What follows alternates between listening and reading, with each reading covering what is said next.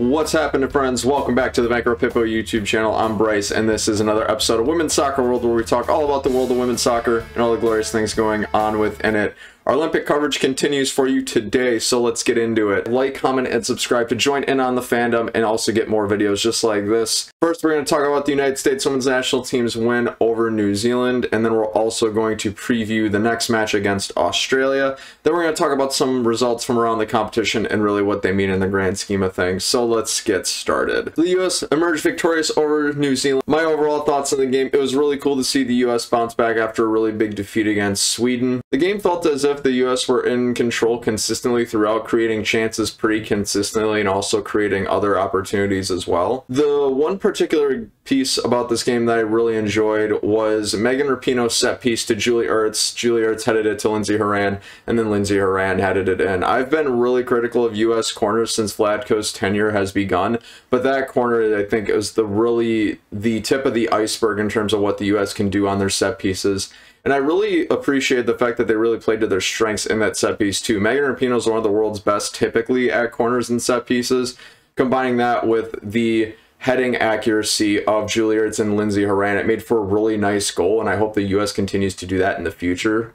I also enjoyed the U.S. taking a few shots from distance. It kind of keeps the defense and the keeper on their toes. Having said that, I wish the shots would have been a little bit more on target. That was enough to work the keeper, but it wasn't enough to make it a very dramatic strike or a very dramatic chance, so take that for what you will. However, with all the positives in mind, I am very cautiously optimistic following this game. To sum up that feeling, one, their own goals in this game that New Zealand had, that's not going to happen probably again in this competition. In fact, that very rarely happens. So the U.S. kind of got bailed out in terms of goal differential. And also the second portion of that is the fact that the U.S. have been playing really uncharacteristically the last two matches. Starting with the number of offsides that the U.S. had 4 goals disallowed due to being offside, which, in my experience in watching this team, that doesn't seem to be a very frequent problem, but the fact that it happened so many times and it led to so many goals being overturned, it made it sting a lot more, and it really stuck out to me overall. So it shows that they're not really, their attacking runs weren't as polished as they normally might be. Also, at least from my perspective, the U.S. gave the ball away on quite a few occasions and even lost control while doing build-up play. The couple of examples I can think of was Tobin Heath in the final third giving the ball away, and then also Crystal Dunn kind of losing control of the ball on a couple of occasions as well. These are two players that are one of the world's best, and for them to do that on a few occasions over the course of the last couple games is really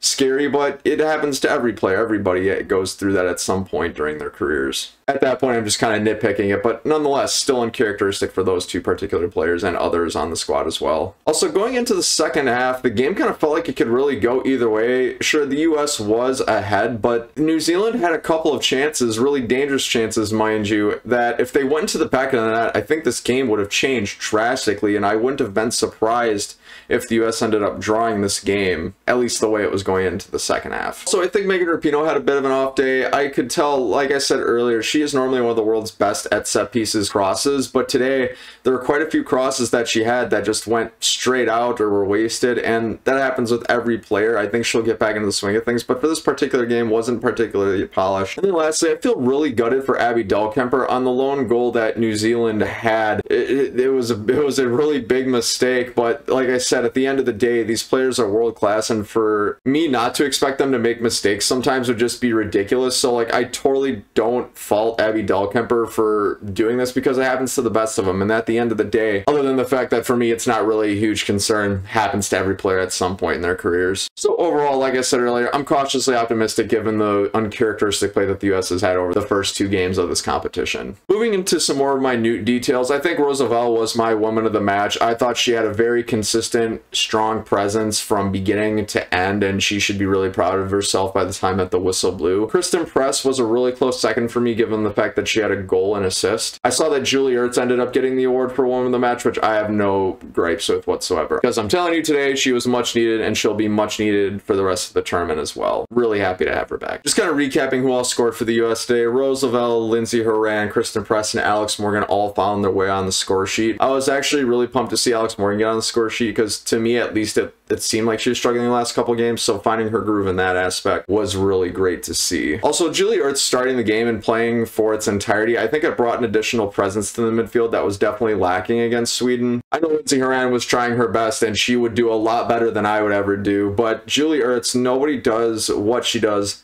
like she does in that central defensive midfield role, and when she came back, it was like a whole different US team. And plus, I could tell with Horan playing in a bit more of an attack-minded role, she felt a lot more at home, but she looked a lot more dangerous on and off the ball as well, so really good on Lindsey Horan for that. Lastly, I really enjoyed seeing Katarina Macario and Casey Kruger get some time in the game. I think they played well coming in as a substitute role, and it really gives the US a lot more breathing room in terms of subs, in terms of players being able to play in the quarterfinals should they qualify in the game against Australia, etc. I gotta give it to the IOC, because with them expanding the roster for this competition, I just think it makes life a lot easier for the teams, and it eases up on restrictions, and overall makes the games a lot more entertaining and exciting. Those are my thoughts on today's match. I want to know what you think. What did you make of the US Women's National Team versus New Zealand match? Whatever you think, you know where the comment section is. Let me know. Moving into the United States Women's National Team versus Australia match preview. This game is going to be on Tuesday, July 27th. It's going to be an early one. It's going to be at 4 a.m. Eastern time for those of you who are interested in watching it live. What's at stake in this game? Well, I'll just start off by saying this game is going to be monumental. The reason being is whoever gets to the second seed ends up qualifying for the quarterfinals automatically. However, if you make the third seed,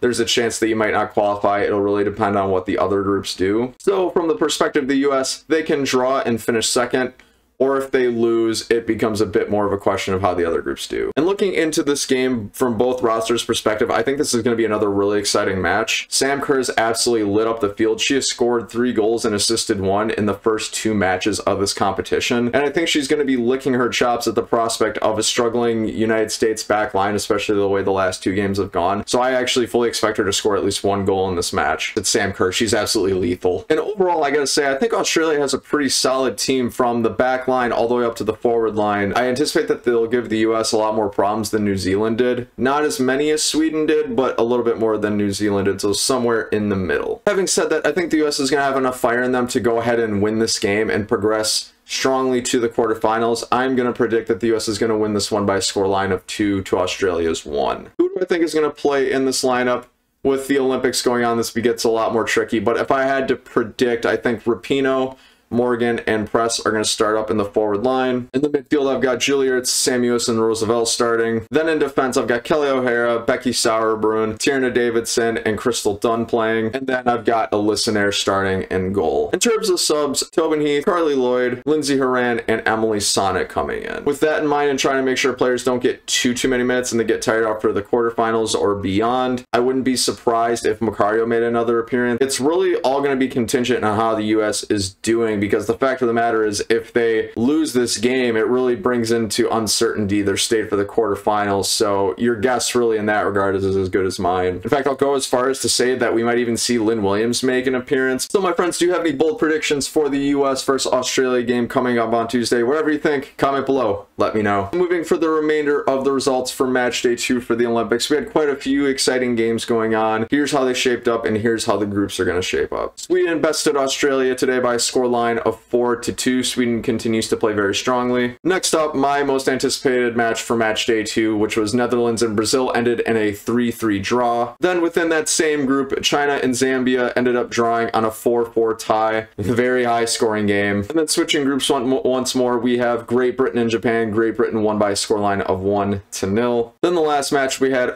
Canada beating Chile by a scoreline of 2-1. So with all that in mind, Netherlands is currently leading Group F with Brazil in second on goal difference. Then in Group G, we have Sweden in the first spot with the US in the second spot based on goal difference. And then with Group E, we've got Great Britain in the first spot with Canada in the second seed. So my friends, what's your most anticipated match for match day 3? It's going to be coming up soon. Whatever you think, comment below and let me know. Alright my friends, so that's going to do it for this episode of Women's Soccer World. Thanks so much for stopping by. Like, comment, and subscribe to join in on the fandom and also get more videos just like this.